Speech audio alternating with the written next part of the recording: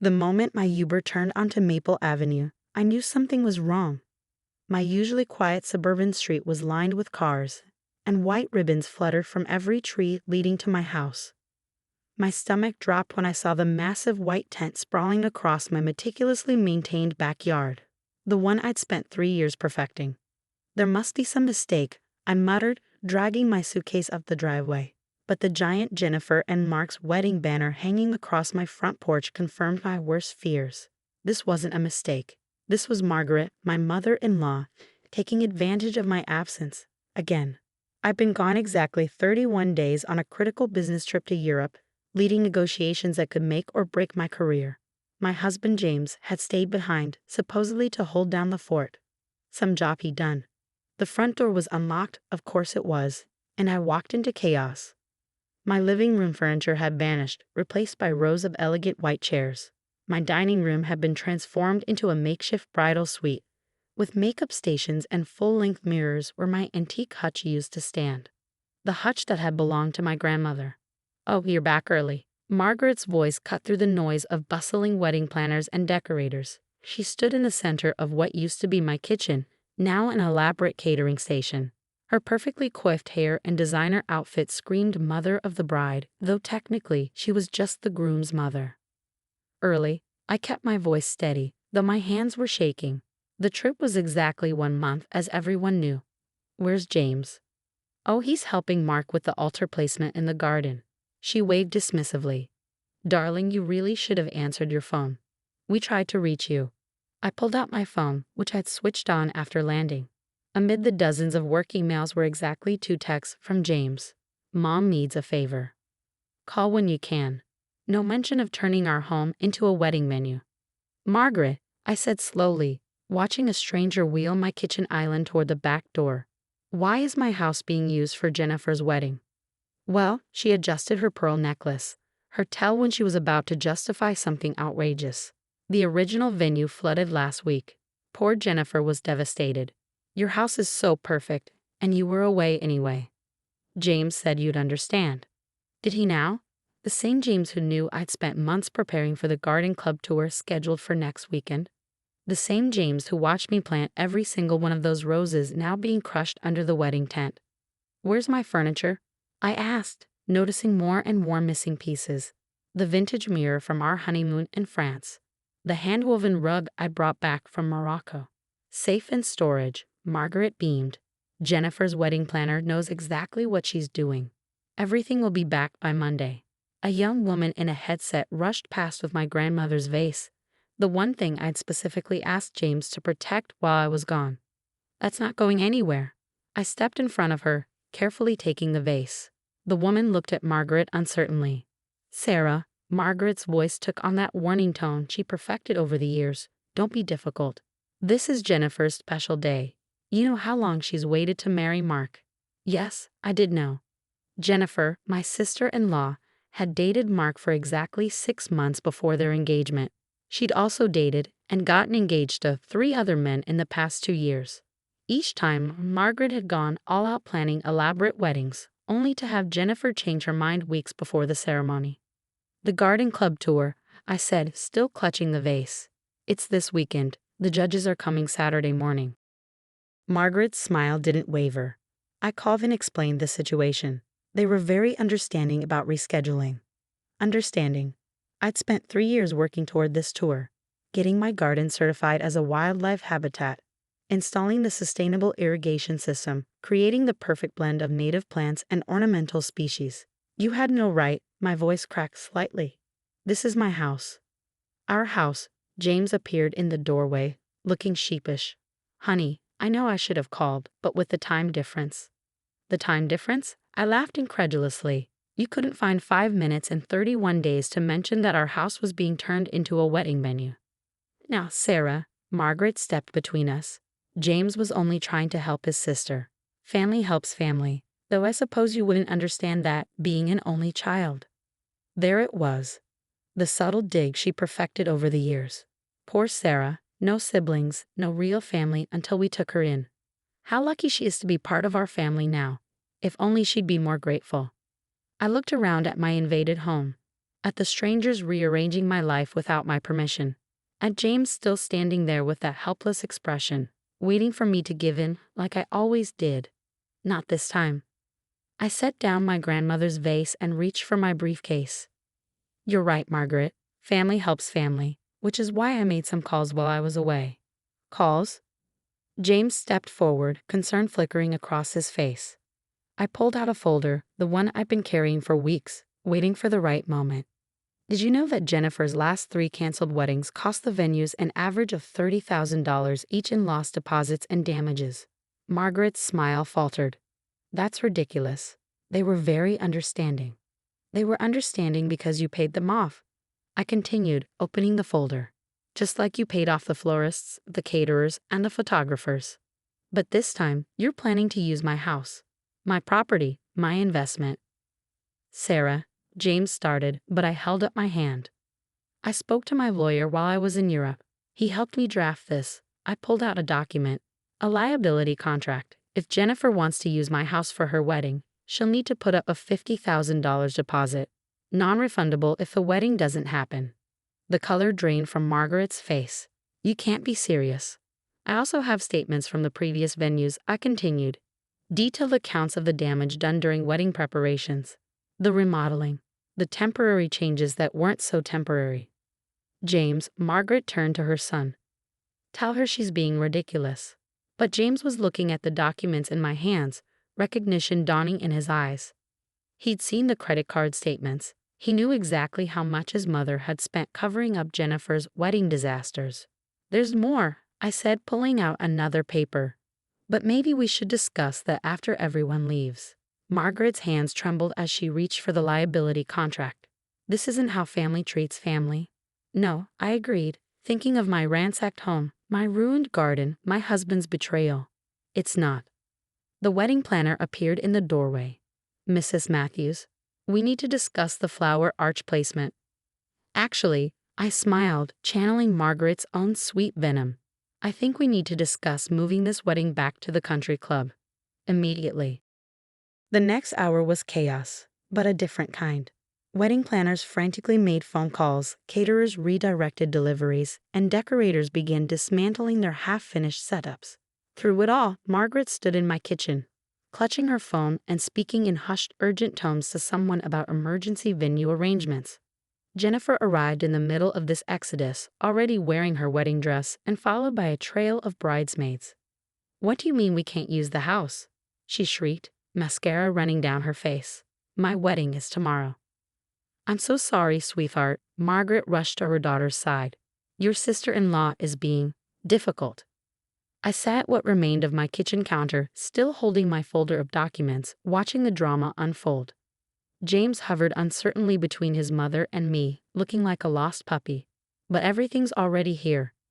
Jennifer gestured wildly at the decorations being packed away. The flowers, the cake, the DJ sit-up. Actually, I spoke up. Everything's being moved to the country club. I called them while the decorators were packing up. They had a last-minute cancellation for tomorrow. You what? Margaret spun around.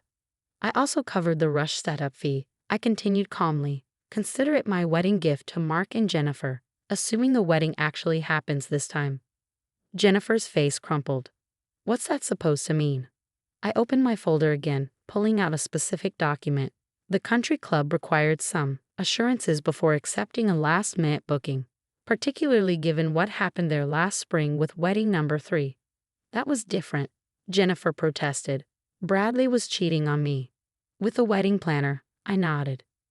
Whom you hired again for this wedding, by the way.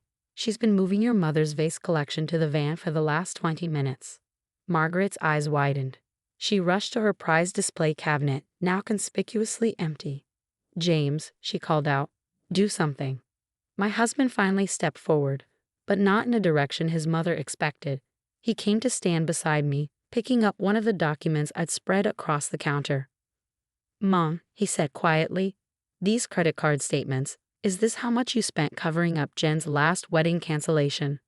Margaret snatched the paper from his hands. That's none of your concern. It is when you use our address to open those credit cards, I pointed out. Did you know that's fraud, Margaret? My lawyer found 6 different cards opened in James's name without his knowledge. The kitchen fell silent except for Jennifer's quiet sobbing. Even the bridesmaids had stopped their frantic texting to watch the scene unfold. I did it for family, Margaret's voice shook. Everything I've done has been for this family. No, I stood up. You did it to maintain appearances. To pretend everything's perfect in the Matthews family. Well, guess what? Using my house without permission isn't perfect. Committing credit card fraud isn't perfect. And treating me like an outsider for 8 years isn't perfect. 8 years, I continued warming to my theme. 8 years of snide comments about my career, my choices, my inability to understand family. 8 years of watching you manipulate James into doing whatever you want.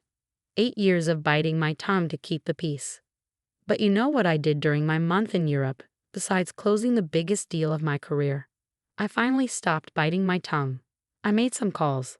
I gathered some evidence, and I learned some very interesting things about the Matthews family finances. Margaret's face went pale. You had no right. I had every right. I cut her off. The moment you used my address for fraud, the moment you invaded my home, you gave me that right. Would you like to discuss the trust fund discrepancies I found? Or should we save that conversation for when Mark's parents arrive? Jennifer's head snapped up. What about Mark's parents? They're waiting at the country club. I checked my watch. Along with my lawyer and a forensic accountant. Shall we join them? You're bluffing, Margaret whispered, but her hands were shaking. I pulled out my phone, showing her the text messages. Am I?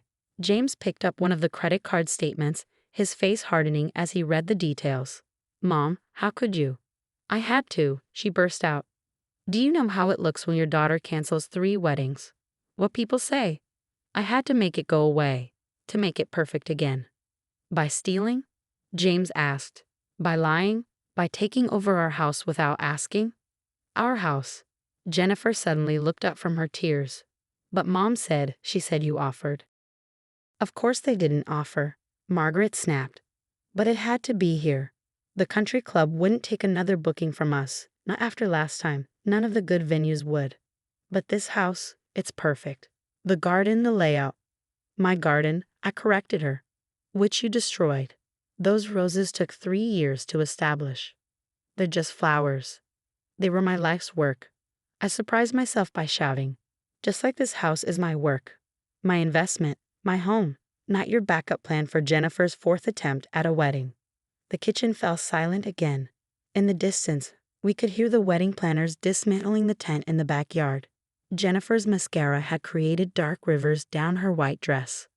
The country club is waiting, I said finally, gathering my documents. They've agreed to host the wedding on one condition. What condition? Jennifer asked quietly.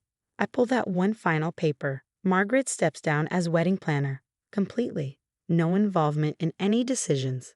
No access to vendor contracts. No financial control. But who will? Jennifer looked lost. Your future mother-in-law has offered to help, I said. She's actually a professional event planner. She's been wanting to help for months, but someone kept shutting her out. Margaret sank into a kitchen chair, her perfect facade finally cracking. You've ruined everything.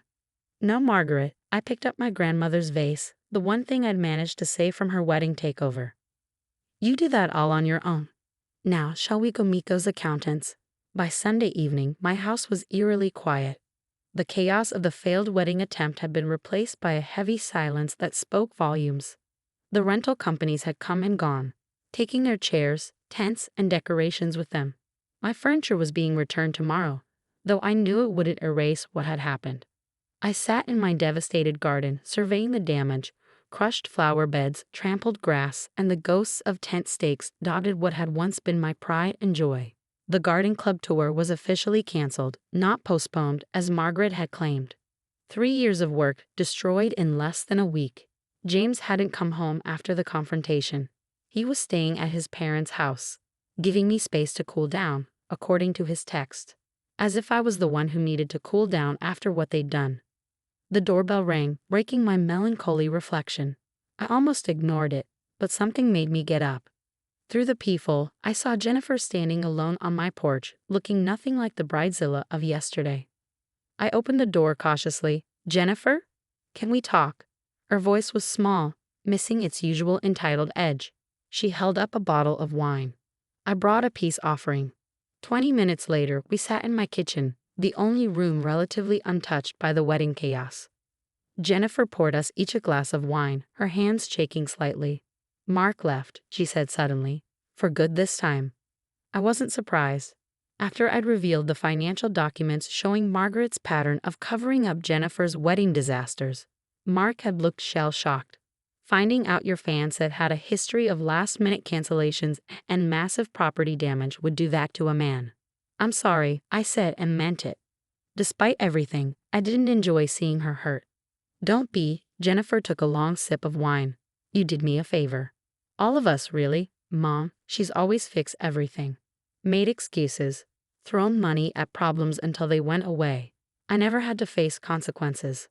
I studied her face, seeing real pain there. And now? Now I have to grow up, she smiled sably. Face my commitment issues. Maybe get some therapy. Did you know I've never lived alone? Never paid my own bills? Mom always said I didn't need to worry about those things. Margaret is, I paused, choosing my words carefully, very protective. Jennifer laughed bitterly. Controlling is the word you're looking for. I see it now, how she manipulates everyone. Even James. At the mention of my husband, I felt a fresh wave of hurt. Jennifer must have noticed. He's miserable, you know, she said softly. At Mom's house, she keeps telling him he needs to stand up to you and protect his family. But I think he finally sees what she's doing. It's not just about the wedding. I set down my glass. It's about respect, boundaries, partnership. Jennifer nodded. I know, and I'm sorry for my part in it. I should have never agreed to use your house. Should have stood up to Mom when she suggested it. Why did you agree? I've been wondering this since the beginning. Because it was easier than saying no to her. It's always been easier to go along with Mom's plans, until it's not. She pulled something from her purse, a check. It's not $50,000, but it's everything in my savings, for your garden. I stared at the check, touched by the gesture but knowing I couldn't accept it. Keep it. Use it to get your own place. Start fresh. But your garden club tour will happen next year, I said firmly. And this time, I'll install security cameras first. We both laughed, the tension finally breaking. As Jennifer left that evening, she hugged me, something she'd never done before. Thank you, she whispered, for being the first person to tell me no.